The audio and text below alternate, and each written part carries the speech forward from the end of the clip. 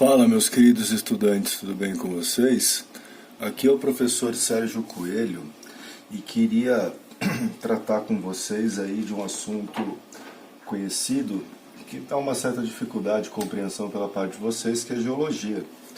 E quando a gente fala de geologia, a gente está falando da interação entre as forças endógenas, ou seja, as forças internas, e as forças exógenas, ou seja, as forças externas na configuração e formação do relevo. Então, quando nós falamos de forças endógenas, nós estamos falando aqui dos agentes de formação, onde podemos destacar aqui o tectonismo, ou também conhecido como abalos sísmicos, tá? Os abalos sísmicos, e o vulcanismo. Perfeito? E essas forças exógenas ou externas são as forças que modelam, ou seja, da forma ao relevo. Basicamente, aqui a gente está falando de intemperismo. E quando falamos de intemperismo, nós temos dois tipos principais. Quais são esses dois tipos principais de intemperismo? Nós resgatamos aqui a ideia do intemperismo físico e do intemperismo químico. O físico é aquele que envolve o choque, o contato, o atrito. O químico, reação com a água. Perfeito? A partir dessas duas forças aqui, nós vamos ter a formação das estruturas geológicas. Quais são as estruturas geológicas? Com o resfriamento do magma, durante o período arqueozoico e depois no proterozoico, nós entramos aqui com a formação dos escudos cristalinos, também conhecido como crátons. A partir da formação dos escudos cristalinos, as forças exógenas começam a atuar. Durante o Paleozoico, Mesozoico e até mesmo o Cenozoico, vem a formação das bacias sedimentares. E no período terciário do Cenozoico, nós temos a terceira estrutura de relevo, que são os dobramentos modernos. Como que isso vai aparecer para você, gente? Associando as estruturas geológicas aos recursos minerais. Quando falamos de escudos cristalinos, vamos lembrar de minerais metálicos. Bacias sedimentares, nós estamos falando de minerais fósseis. Os dobramentos modernos, por sua vez, são realizados e encontrados recursos minerais tanto de estruturas cristalinas quanto de bacias sedimentares, porque ele vai dobrar exatamente estas estruturas. Perfeito? Tomar cuidado para não confundir estruturas geológicas com forma de relevo. Bom, existem duas teorias importantes para vocês. A teoria da deriva continental, que é a primeira explicação científica e comprovação de um macrocontinente. E se comprova o macrocontinente, se comprova a separação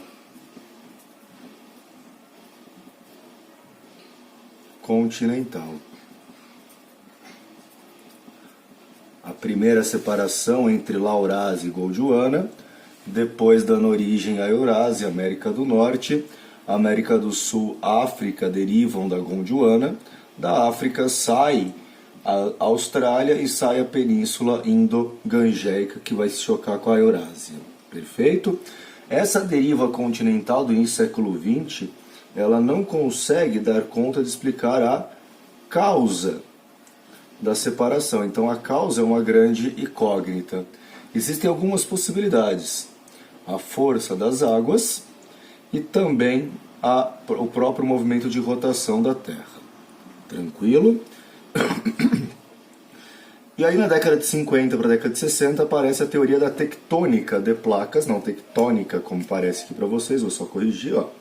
A tectônica de placas, do Hess e do Dietz, que vai exatamente em cima da causa desta separação, e eles vão chegar na noção do movimento convectivo do magma.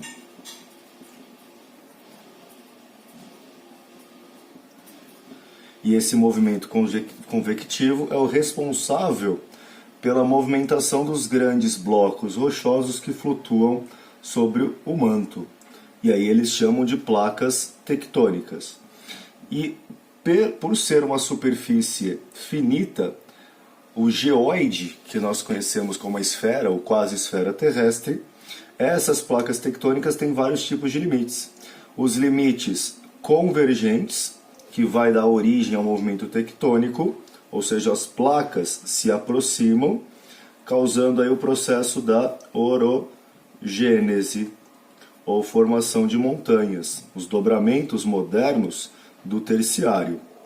Os movimentos divergentes permitem o extravasamento do magma, ou seja, vulcanismo, e a formação das dorsais, enquanto os limites transformantes dão origem às falhas, como a falha de San Andreas. Perfeito?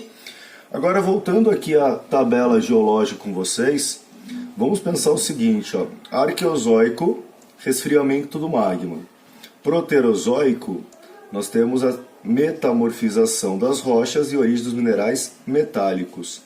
No Paleozoico, nós temos a formação das reservas carboníferas, ou seja, carvão mineral, e no Mesozoico, formação do petróleo.